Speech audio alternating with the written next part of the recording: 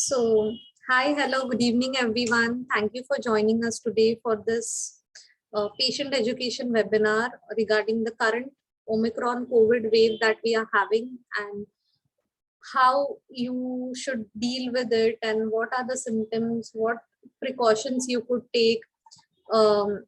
Is there anything to worry about or any questions, any difficulties you have, or you have many thoughts going on with the current surge of COVID? We are here to clear your doubts regarding it and educate you all with the Omicron wave that we have. Dr. Preeti and Dr. Prajakta are here today to clarify and educate you all regarding the current Omicron COVID wave and its myths and facts that are related to it. So I welcome Dr. Preeti and Dr. Prajakta today to this webinar. Ma'am, good evening and good evening to all. We'll start with the webinar just in 2 minutes, ma'am. I think let's get started. We will record this session, right? We are recording this session. So then, those who joined late, the recording, we are going to kind of share it post this call as well. So you have it. The intention of this this talk, which is going to be very short, is just to let you all know what are the myths and the facts, and then to kind of make sure that you're not kind of believing in all the social media rumors that are floating, and have some reliable source for all the information that you're getting. Okay, so we'll go ahead, get started.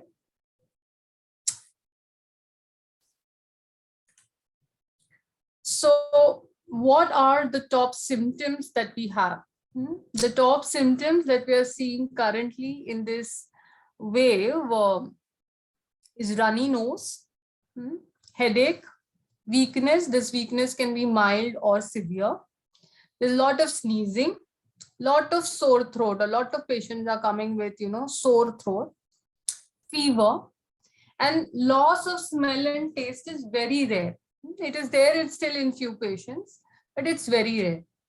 Hence, right now, if you have any flu-like symptoms, we would recommend that you isolate yourself. Don't think that, oh, I just got wet, oh, right now it's very cold, and maybe I got something. Any flu-like symptoms, unless proven otherwise, isolate yourself, get yourself tested if required, if the symptoms persist. And, until you are symptom-free, at least for 3 days, fever-free, or keep yourself isolated, because most of the symptoms that we are currently getting is flu-like. Okay. Now, yes, it is true that Omicron is less severe than the previous wave, previous Delta version that we had. As of 9th of January, 85% cases in Mumbai were of Omicron, and 50% of cases in Pune were of Omicron. Numbers change daily, like hourly, these numbers will change. A lot of people are not getting tested. A lot of people who are maybe getting tested at home and are not getting reported. A lot of people are even asymptomatic. So these numbers, we'll have to take it with a pinch of salt. But yes, more and more and more number of cases that we are right now seeing are of the Omicron variant. Now, this variant has more throat symptoms, more sore throat or pharyngitis or tracheobronchitis, and the lung parenchymal involvement is less. That means very, very few patients are, having hospital admissions or their oxygen saturation is going down. It is 70% less as compared to the Delta variant. However, there are still cases. Just yesterday, we had a few incidences reporting into hospitalization, and there are still high risk factors in, especially in elderly or people who are very obese, who are very fat, or people with severe heart diseases. So people with comorbidities and high risk population still need to be careful. We also need to be careful that following this flu-like symptoms, what happens after that? We have to be mindful that a lot of people who went through COVID in the first wave or the second wave, they are still suffering from long-term weakness. Their bodies are not feeling the way they used to feel before. A lot of people are going through a lot of mental trauma, mental stress. So we don't know yet. It is too soon to know what will happen after these mild flu-like symptoms. Yeah. So there is no reason for us to become complacent. I'm hearing so many of people who are saying, now everybody is going to get, we don't want to worry, the symptoms are minor, and they are still not masking or still going out in huge gatherings. We don't recommend that to be the attitude. You be careful. There is no reason to be complacent. We also need to realize that we are a large population. Okay, so even if the symptoms are less, but the number of cases are higher, then the impact will be very high.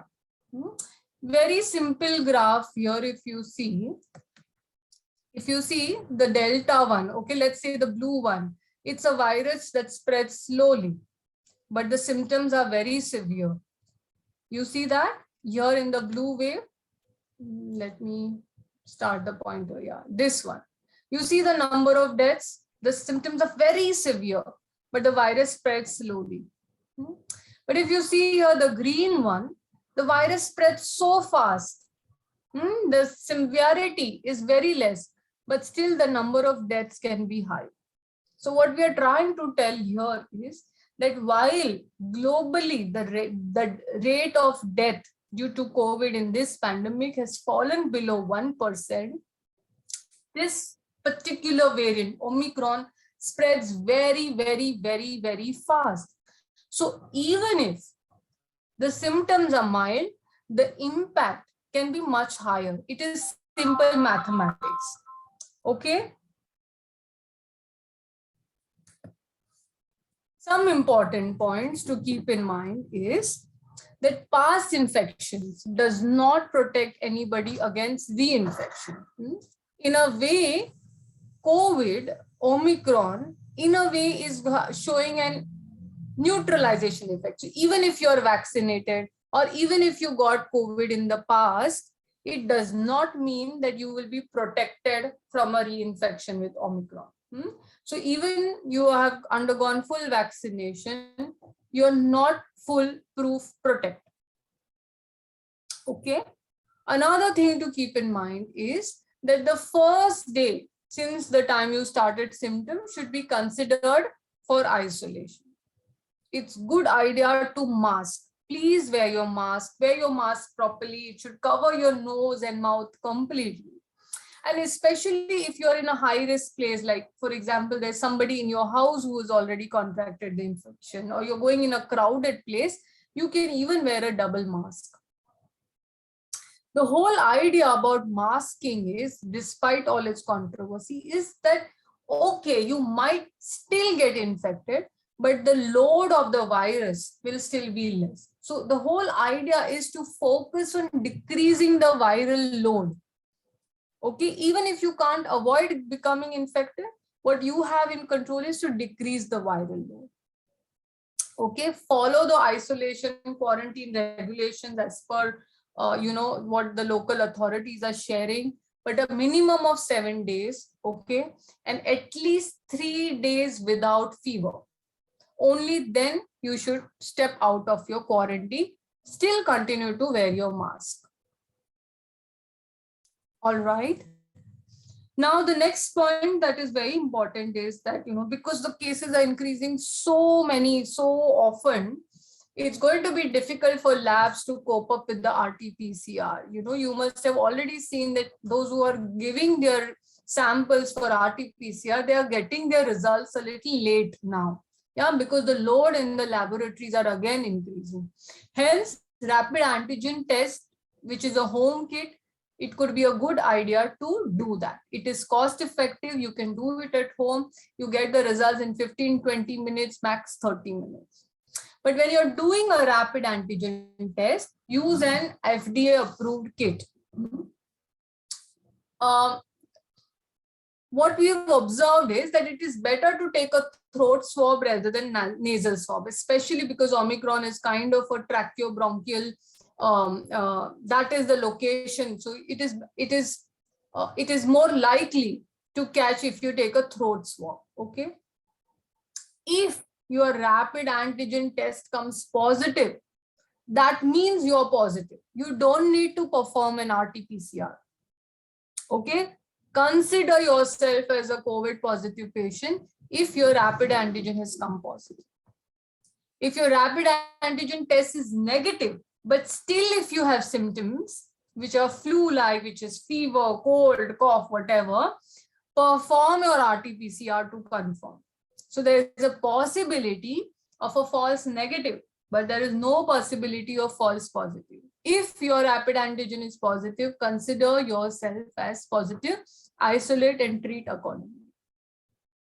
Now, a lot of y'all will be doing rapid antigen tests at home. So we thought it will be a good idea for y'all to understand what is it that you should be looking for. If in any kit that you will take, you will see two things. One is a control line and one is a test line. So after you take the sample, you follow all the instructions. What you need to see is that along with the C, what is happening to the line in T. Okay, so if you see the first picture here, this is a positive sign. This is COVID positive because both C is red and T is red.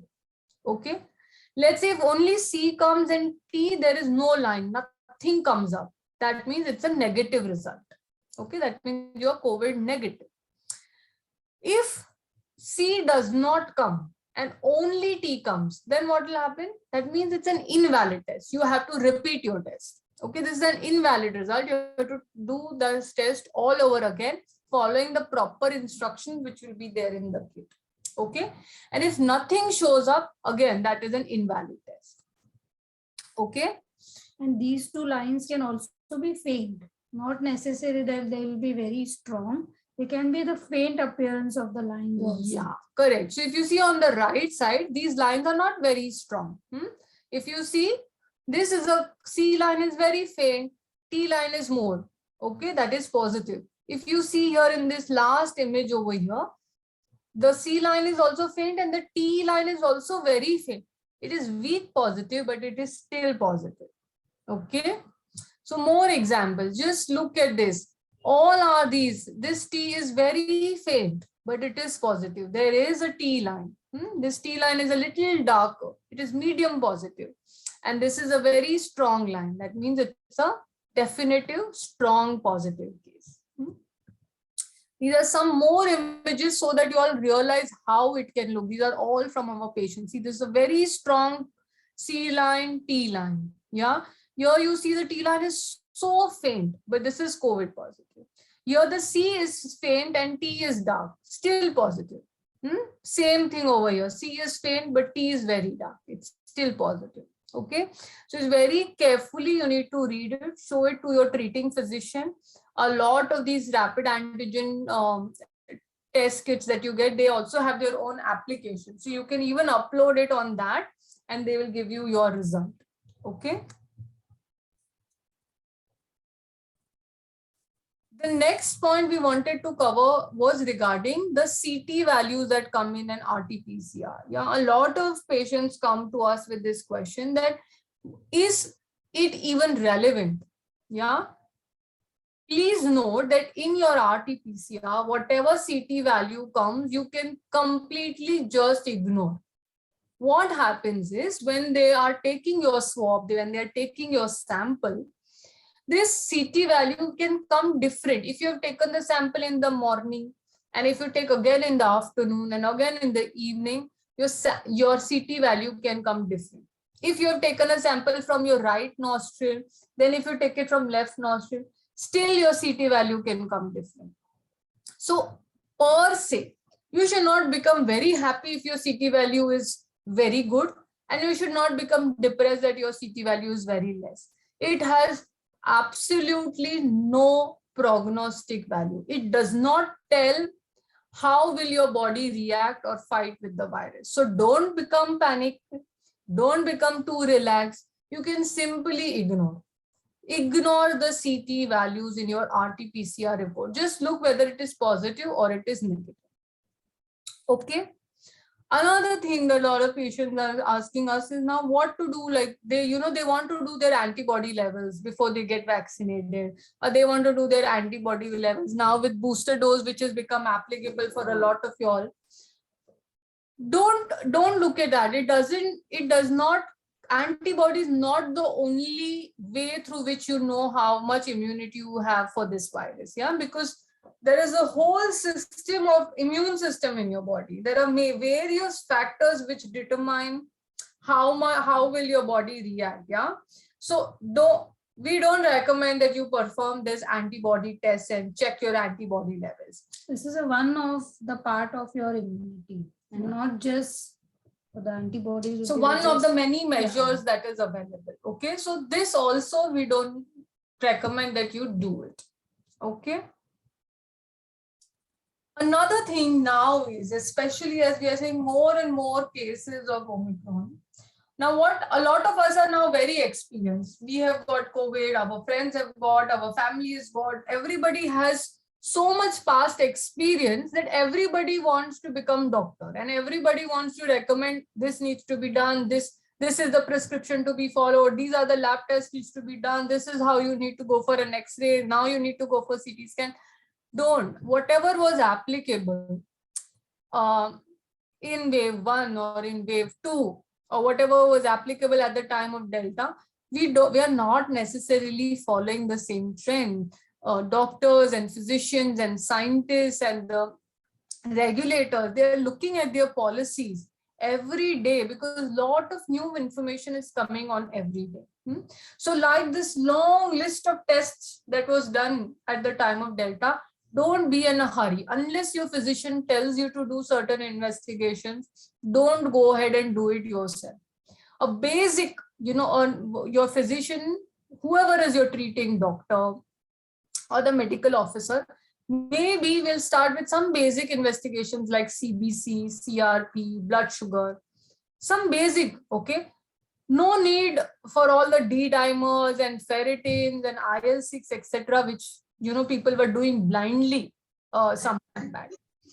Also, what we are seeing is the CRP levels are not necessarily as high that used to be high at the time of Delta. Okay, so that again is a little different from previous wave 2 now.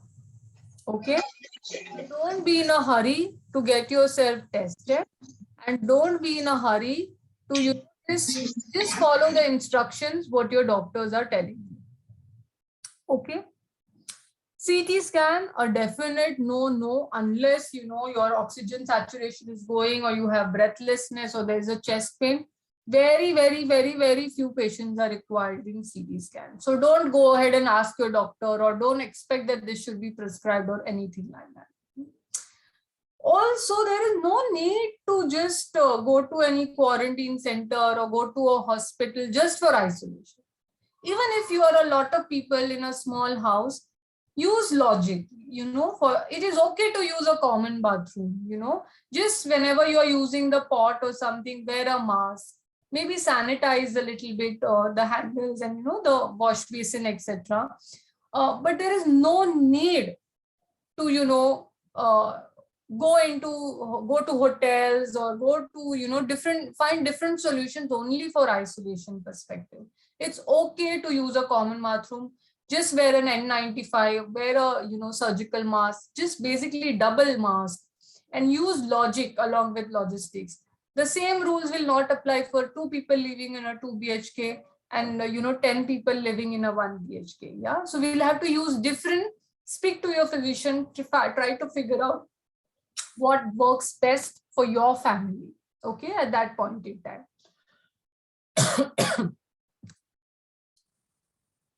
Now, per se, what is the general treatment protocol that is being followed? First 3 days since you start getting symptoms and you are tested positive, just watch yourself. Observe your symptoms. Are they deteriorating? How is it? How is your fever behaving? How are your other symptoms behaving? Don't be in a hurry to over medicate yourself. Lot of scientific literature has told that the monoclonal antibody cocktail is not recommended, nor is it effective for Omicron. So if your physician is recommending this, or you are going and inquiring your physician, ask, inquire, understand, take an educated decision along with your physician. There's a lot of scientific literature which says that ivermectin, which a lot of physicians were prescribing and are still prescribing, does not help. So again, have a dialogue with your physician.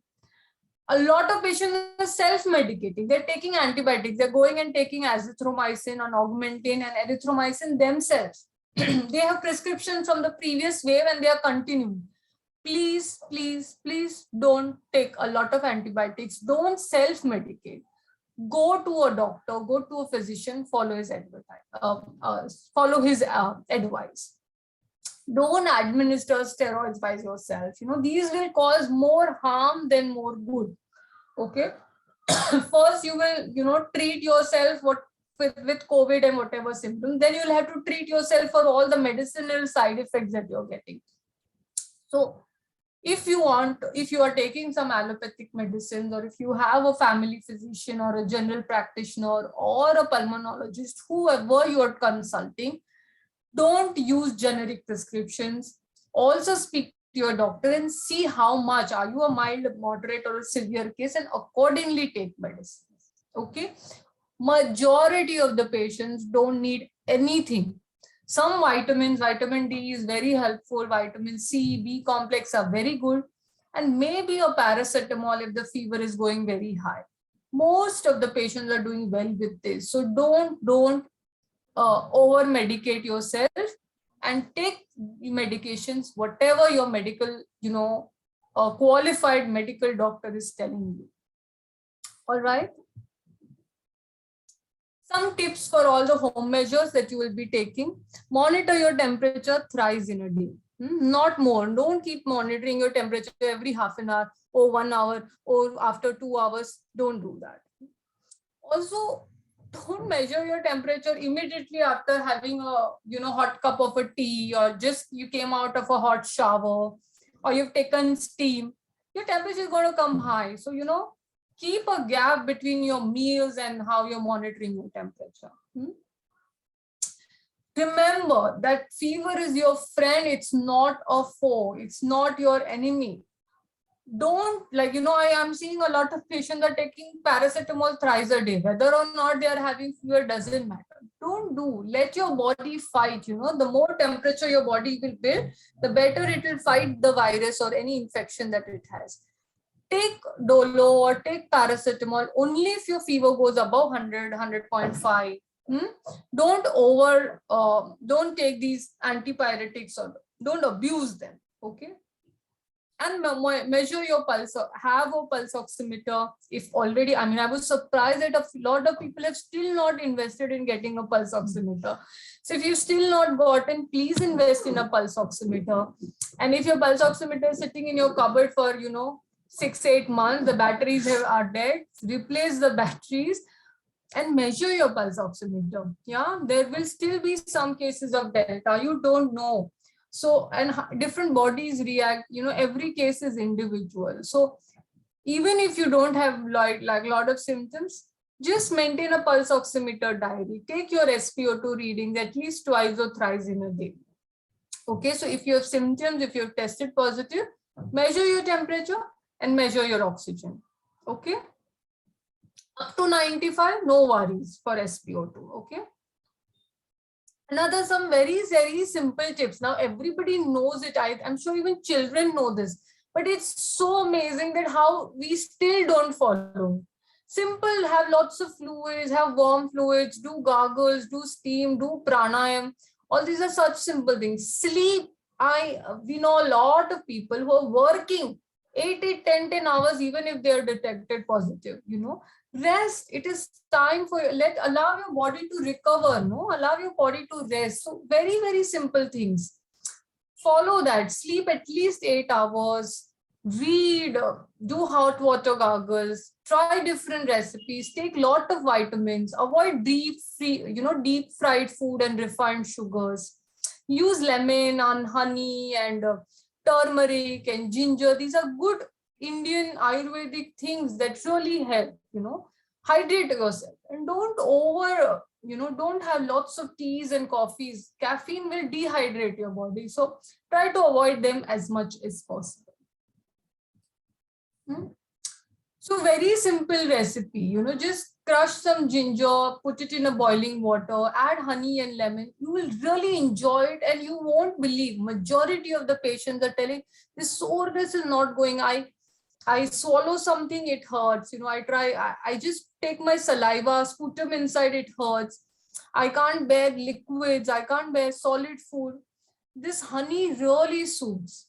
So adding honey really helps to soothe your throat. Okay. Try some herbal teas. So maybe Manali will share with all of you these recipes. Try these simple home things which will really help you to kind of recover well. So the cases are increasing. We are like in almost at the peak of this third wave here in India, but all is not very grave. We need to accept that there is some good news here. This is a less severe wave. I was hearing this one webinar by a very famous pulmonologist, and he does a great work. And he said that, the Omicron outbreak in South Africa is already on a decline. So a declining 30% in a week. So, things look positive, we are going to come out of it very soon. And most of, the cases are now majority Omicron. And we know that Delta is slowly getting replaced by Omicron, which is a milder strain. Yeah. And also, if you get infected with Omicron, you have immunity for the next 3 months. So don't rush to get your booster doses. You can wait. So if you've gotten positive, you just recovered, wait for 3 months before you go for your booster vaccination dose. Speak to your physician, treating physician, family physician before you start rushing towards your booster doses for vaccination, because for a lot of y'all, it might be applicable.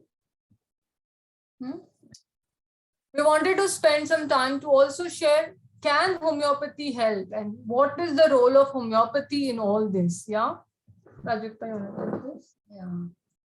So I think in the past, the first wave and the second wave, also we have seen homeopathy has helped many of our patients who has contacted us as soon as the symptoms develop, and they diligently believed and took the medicines for a longer duration of time. It has really helped them. So what we saw is less than only 5% of our patients who were taking homeopathic since long time, they were having infection, or most of the time they were asymptomatic with a less kind of a symptoms in intensity. Okay. And most of our patients who had COVID, we have treated them with homeopathy. So overall, if we see, we saw almost 120 patients which we were treated with homeopathy in wave 1 and wave 2. Okay, and these patients, they recovered within 3 weeks. Only unfortunately with some comorbidity, only 3 patients who were under our observation had severe infection, and we lost them. Then also we saw a lot of families, like one family member is positive and the other entire family is getting positive, and who were, who were taking the constitutional treatment with homeopathy has a milder symptoms as compared to the other patients who were not taking homeopathy. This was our research finding that we did it when we treated in the past first and the second week. And not everybody believes in homeopathy or is a homeopathic advocate, right? So we have a lot of families, where the husband is taking allopathy, the wife is taking homeopathy and allopathy, and the child they're giving only homeopathy. And then what is the family's observation? Who's getting faster? Who's having less side effects? Who is having less long COVID, post-COVID syndrome? So the observation was that the people who were taking homeopathy, either standalone or along with the standard care, which is kind of approved by the regulatory bodies that we have, the people who were along with homeopathy, they recovered faster and had lesser side effects. That was our observation for all the patients that we were treating. Yeah, and in the past wave for the post-COVID syndrome or the long COVID, which generally we saw in the Delta wave, was also milder for the patient who were treated with homeopathy. Then, along with this, in the past, what we have seen, more than 1,200 individuals who have received just the prophylactic homeopathic remedies, Immune boosters, which were like camphora, arsenic in the past wave for the prevention. And amongst, we were able to follow up almost 750 individuals of them, which were very good when they took this prophylactic medicine, and rest of them were not contacted the infection. Okay, and these people who got the COVID, they also got a very few and a milder symptoms as per our research that we did. And at that time, you remember, so many people who were not even our patients, they would just come up and, because even Ayush Ministry was recommending, right, arsenic album to be taken. So, those patients, we were not even able to follow them up because they were not really our patients. They just came to us for taking immunity boosters. So a lot of them we couldn't contact. But those who were contactable, we found that, less than 2% of them actually contracted the infection, or if they contracted, they had very mild symptoms. So definitely, homeopathy has some major role to play during this pandemic. Yeah, and in wave 3 so far, it was like a very surprise to us. Within a day, we are seeing like 20-30 patients getting positive in a day. So very surprising. We have seen till now 50 positive or suspected patients. But with these patients, what we are seeing, as we are seeing the milder symptoms, people are not requiring oxygen support or hospitalization. What we have seen in our patients is less than 30% of our patients, they took simultaneously allopathic medicines or other normal protocol that they generally take, depending on their comorbidities, but they were getting better or recovering faster. And all of them, 100% we can say that, they've recovered completely within a week time. And no lingering symptoms of weakness or deterioration of the existing complaint that we have seen so far. And we want, to help you out with these remedies, which we have used, common remedies that we have used in our practice for treating this wave specifically. And then we recommend you to, if you can get those remedies, or you consult your homeopath as soon as the symptoms develop. That will be really, really helpful for your recovery. So find the nearest homeopath around your house and talk about these remedies and see what suits your symptoms, and accordingly don't self-medicate, neither allopathy nor homeopathy. Always go to a treating physician, a qualified doctor.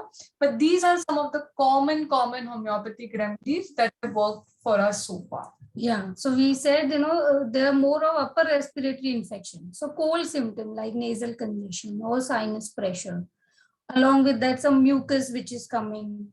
There is stuffiness in the nose or runny nose all the day, lot of sneezing, and then itching, allergic symptoms like itching or watering eyes. And then during this kind of a situation or this fever, you're not able to drink water much, or wants to be in the room with the doors and windows open. And generally they have a milder kind of symptom. We have seen pulsatilla as a homeopathic remedy has worked for many of our patients. Then arsenic album, as we knew from the past wave also, along with the cold, sore throats, a lot of burning pains if it is there, a lot of weakness and restlessness if it is there. Also, if you see a lot of anxiety or fear, of the COVID or what is going to happen in the future, and all that fear element is there, then arsenic is much recommended. Along with that, other things in terms of the food, they need warm food or drinks, or they need a lot of buttery or a fatty food. You can think of arsenic. And the water, the thirst becomes, small sips if you want to take arsenic as the indicated remedy. Along with these symptoms, if you have more of a gastric symptoms like, nausea, vomiting, or constipation, also high fever and, violent chills is giving a remedy indication for Nux vomica. Also the sore throat, if it is pronounced, headaches which are there, which are aggravated by noise and the bright colors or the light odors, then this can be a remedy. And if you see, changes in your family member or whoever is the patient become more irritable or angry during this fever situation, then Nux vomica is also indicated. Then China. This is a very good remedy if there are very high fever. What we have seen in these ways, 103, 104, the high fevers is giving an indication for China, and periodically, like if the fever comes every 6 hours, every 8 hours, mark, you can actually mark the time that, okay, this time is the symptom is going to come or the fever is going to come, followed by a lot of exhaustion and weakness. And then you have a lot of desire to drink the stimulant like tea and coffee or the refreshing things, then we can, think of a remedy like China. And also the patient behavior point of view become very active. The mind is very active. He is unable to sleep. A lot of ideas that come up. The China would be an indicated remedy. What we have seen along with the fever, when there are a lot of body aches, stiffness or joint pains, along with the flu-like symptoms, then restlessness, along with all these symptoms, given combination of indicated remedy for rust stocks. They are better from motion, and then when they're getting up, there's a lot of pain in the body and the joints and all. Bryonia, it's a very good remedy if the cough is a persistent and the cough is a prominent symptom with the dryness. The cough can be, you must have seen the cough triggered by talking or speaking or, laughing. So with that, bryonia has given good results. Also dry cough, that has given good indication for bryonia. Also dryness in the mouth and throat, desire for warm drinks, especially soups, is also an indication. And these are the people, they don't want to get, disturbed, or they don't want to move much, as contraindicate differently than rust stocks. They want to move because they are very restless. In bryonia, they will be more like, they want to be by themselves, not disturb, not question. These are indication for bryonia. Gelsemium, we have seen this remedy with the change in the temperature and has given very good results in the fever with a lot of chilliness. Especially the chilliness starts in the back. Okay. Also, they have thick nasal discharges, irritation in the throat, lot of dullness and drowsiness. You just feel like sleeping or lying down in the fever when there is a spike of fever. That time gelsemium is giving a good results. Also, when there's a chilliness, there's a lot of coldness in the hands and feet, and other body part becomes warm. And thirst is completely added, doesn't want to drink water at all. Gelsemium is a good indicator remedy. So what with our experience, we have come up with these common remedies, and we are encouraging our patients or anybody, to keep these remedies with them. So, and as soon as the symptoms come, or as soon as you see any kind of a mild symptoms also, and if you get connected to your homeopath or your consulting doctor, they will be able to help you in the initial stage. Because this way, what we have seen is a very short duration, like only 6 days or 7 days. We are seeing the isolation also. So first 3 days are very important. So if you reach out to your doctor, or if you have these remedies with you and you get the proper instructions to take this remedy, you can recover faster and the suffering will be less. That is what we have seen. Yeah, the symptoms will be milder, the lingering pains and weakness will not be there. So overall, your recovery will be much faster. And what happens with these medicines is that, if you are under a homeopath, your homeopath will guide, because on day 1 and day 2, you may need a different remedy. On day 3 and day 4, you might need a different remedy based on your state and based on your symptoms. Yeah. So don't self-prescribe. The idea was to give you a general idea that what are the remedies and what are the symptoms basis which your homeopath decides which remedy to pick. Yeah. So there is no, it's all tailor-made. There is no, one size fits all in homeopathy. But from our experience, we've seen that a lot of us, a lot of our patients are getting better. So yeah, I mean, I think this was what we had to share in a nutshell. If there are any questions, we can take questions now. Hello, you can hear me? Yeah, Yes. I'm Sanjay. Yes, Sanjay. Yeah, for a positive patient and all, like everyone has to be isolated in a separate room, or we can If roam possible. around. No, if a patient is positive, then you should basically isolate in a separate room if possible. Okay. Okay. Now, for every household, that might not be possible, right? And some people live in smaller houses. So then you Yeah. have to, if it is a smaller house, then I mean, try to find a separate corner, make sure you're double mask everybody, and then you'll have to kind of take care that way. But a separate room is preferable. Okay. Okay. And what about the food part? Like, if all are positive and cooking and all, does it affect? If everybody is positive in the household, then anybody can cook and all of you all can eat.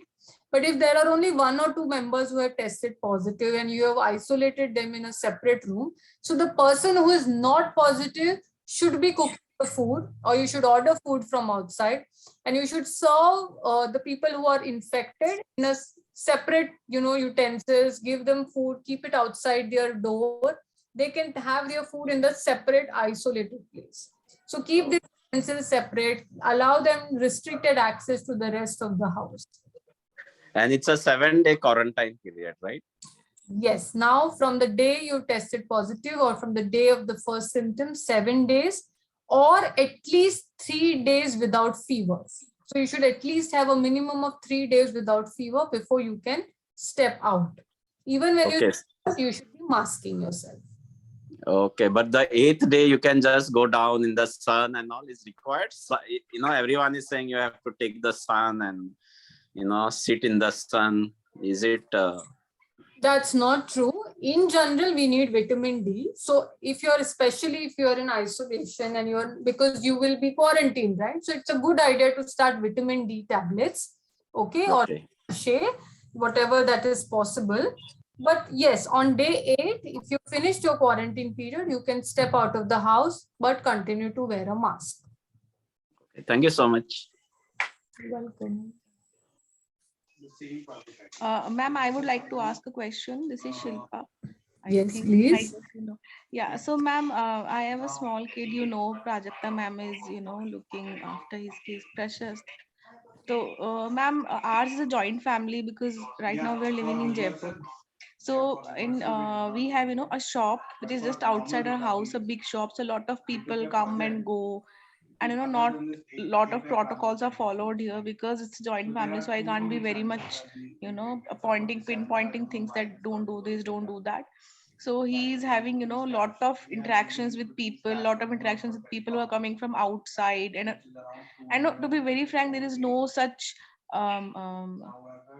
ritual that you have to wash your hands every time you're coming inside, because the shop is just outside the house. So every time they're coming, they're not washing their hands and all.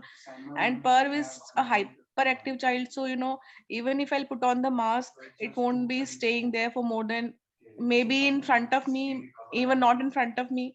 And washing hands is a big no-no. So because if I'll be after him only, then he'll be washing his hands and all that, because sanitizing. And also for him, I wanted to ask that what is it like I should be concerned about him more, because in the last wave, no, the first wave, all of us were corona positive, and he was the only one who was not affected.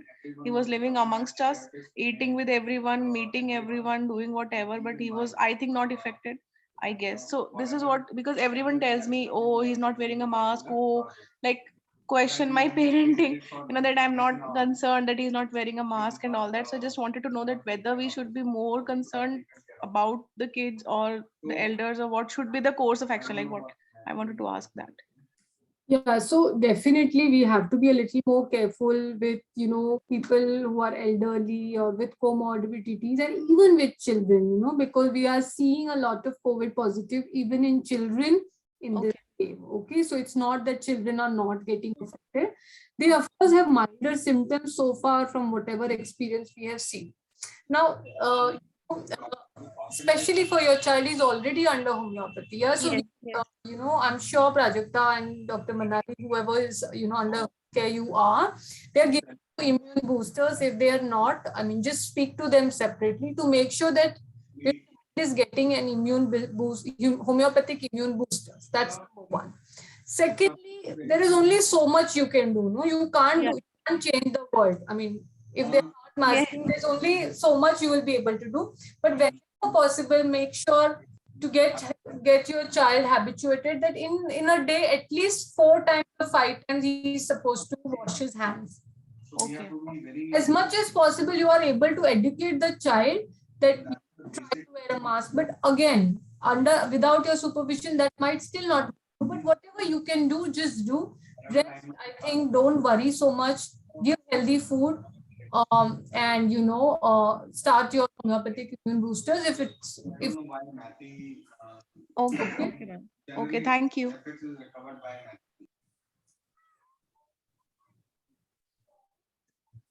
any other questions. Ma'am, and what's the reason behind not cooking food, the positive patients? Because this virus, it's getting, the how it's spreading, what is the methodology with which it is spreading. It's through your discharges, right? Your nasal discharge, or if you're coughing, your spit will come out. So if this person is cooking, then there is a possibility of infection spreading, right? That is why. Ma'am, one more question, that the physicians, the pediatricians say that you should give your child the flu vaccine. It somehow, or up to some extent, it prevents the virus, or is it so? Like, should we get the flu vaccine or not? Because I'm not in very much favor of giving unnecessary vaccines to kids. Only which are prescribed and should be given. This is a very controversial question you're asking. We are per se not recommending. If I don't have a child, but if I had, most likely I wouldn't. Yeah, but the thing is, it all depends, in where you are living, how the regulations and what the recommendations are going to come out. We don't know, right? With, like, for example, with regular vaccine also, no, you cannot travel if you're not vaccinated. There is so many other things also going on, right? We don't know if schools will allow children without this vaccine, etc. Okay. So for now, I don't think there is a straightforward answer, but take a very conscious decision. Get the literature, read about it, take a very informed decision. Okay.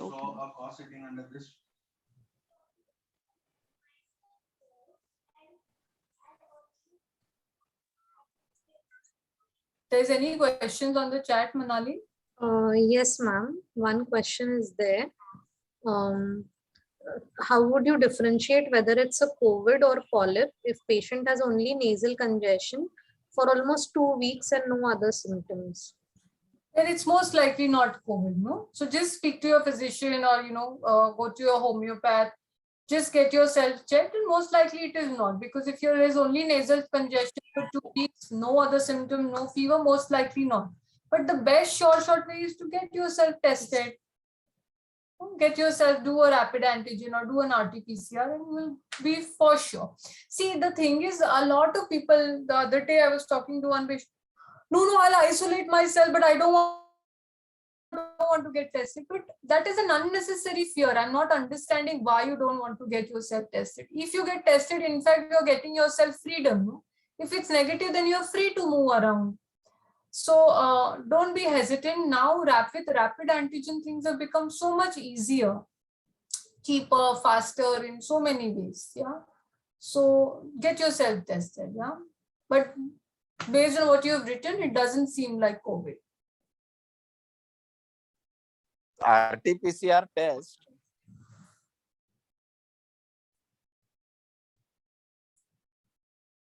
Go ahead. You got muted.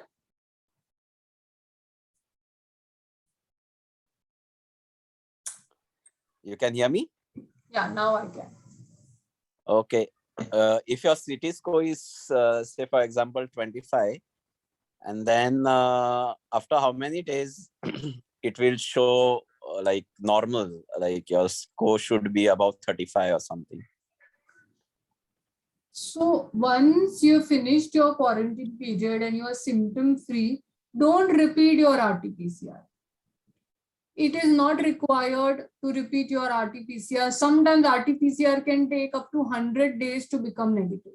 So there is no need to repeat or test again. So if you've tested positive, you finished your 7 days quarantine, you are symptom free, you have no, there is no reason for you to repeat. So don't repeat your RT-PCR. Unnecessarily, you will have doubts, questions, and you can get worried, etc. So don't complicate things. Don't repeat an RT-PCR. Second question is, what about the CT value that you're asking? We just covered, no, CT value is insignificant. Don't go by the CT value in your RT-PCR test. You can simply ignore it. It has no prognostic. But your doctor will not say that if your RT-PCR, sorry, your CT score is 30, then it is, you are going to recover much faster, versus if your CT score is 10, you are going to take much less time to recover. So just don't worry about the CT value at all. Okay, fine. Thank you.